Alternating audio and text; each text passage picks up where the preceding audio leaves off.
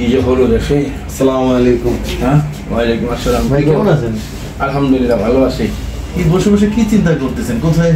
ভাবলাম কি দেখে আসলাম এই শাহবাগ, ঢাকা ইউনিভার্সিটি, মহাখালী, রামপুরা, গুলশান বনানী সব জায়গায় যে মারামারি হচ্ছে ছাত্রছাত্রী।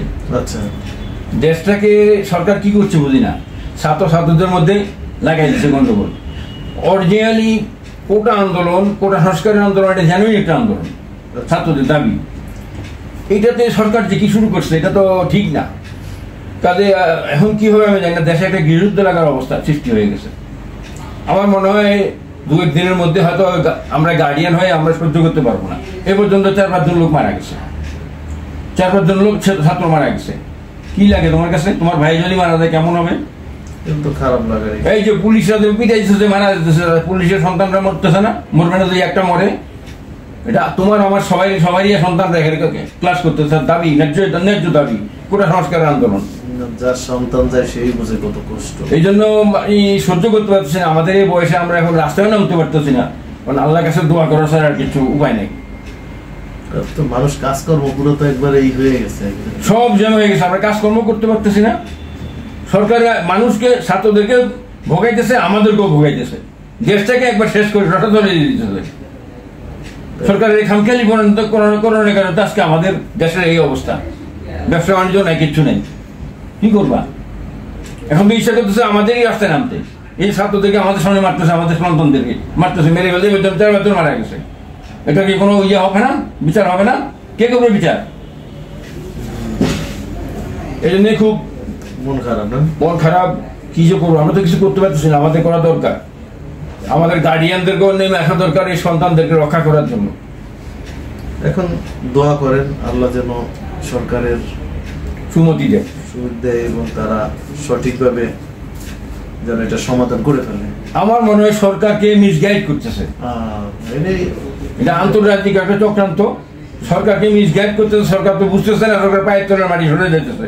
আমার দেশের ছেলেমেয়েরা যদি বেঁচে না থাকে তাহলে আমি আমার দেশ দিয়ে কি করবো? দেশ না থাকলে মেধা শক্তিগুলা, এই যে মেধা, তুমি যে মেধার কথা বললা, এই যে ভালো ছেলেমেয়েরা এখন ভালো রেজাল্ট করার পরে বিদেশ চলে যায়। আমার দেশটা মেধা শূন্য হয়ে যেতেছে। আরে কোটা কি করে জানো? কোটা এই ভুয়া মুক্তিযোদ্ধার যে কোটা, এটা মুক্তিযোদ্ধারা চায় না। এটা কোটা মুক্তিযোদ্ধারা কোনদিন চায় না। আর মুক্তিযোদ্ধা কয়জন আছে? হ্যাঁ, এই কোটা দিয়ে এই আমলারা ব্যবসা করে।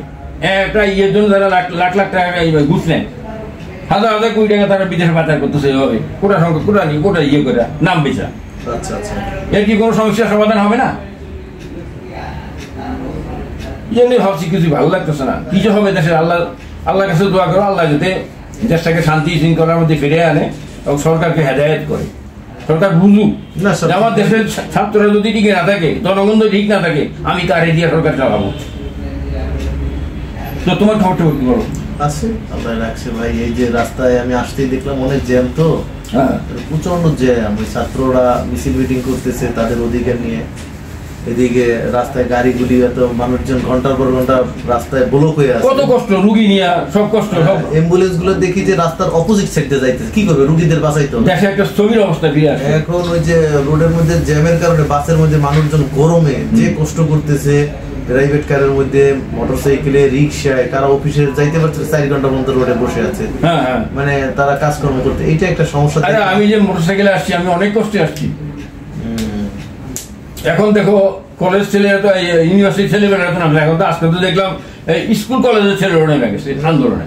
হ্যাঁ, দেখতেছি। দুদিন পরে আমরা গার্ডিয়ানরা নেমে পড়বো। এছাড়া তো উপায় নেই। আমাদের সন্তানদেরকে আমরা রাস্তা ছেড়ে দিতে পারি না। এভাবে আমাদের একটা দায়িত্ববোধ আছে।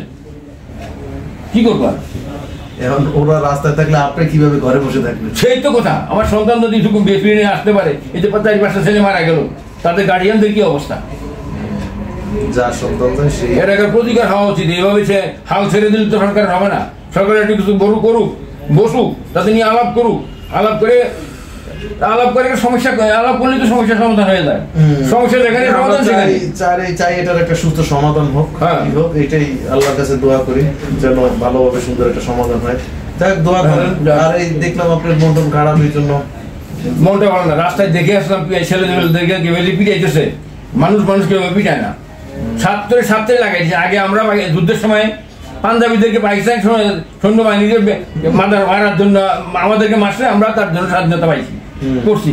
এখন আমরা নিজেরা বাঙালি লেগে গেছি, নিজেরা এটা কোনো দেশের ক্ষতি, দেশটার কোনো কিছু নাই, দেশের সব ভেঙে গেছে। ঠিক আছে ভাই, তাইলে বসো তুমি বসো, আমি চায়ের কথা বলি। এই সাগর, একটু চা খাও। আচ্ছা, ওকে।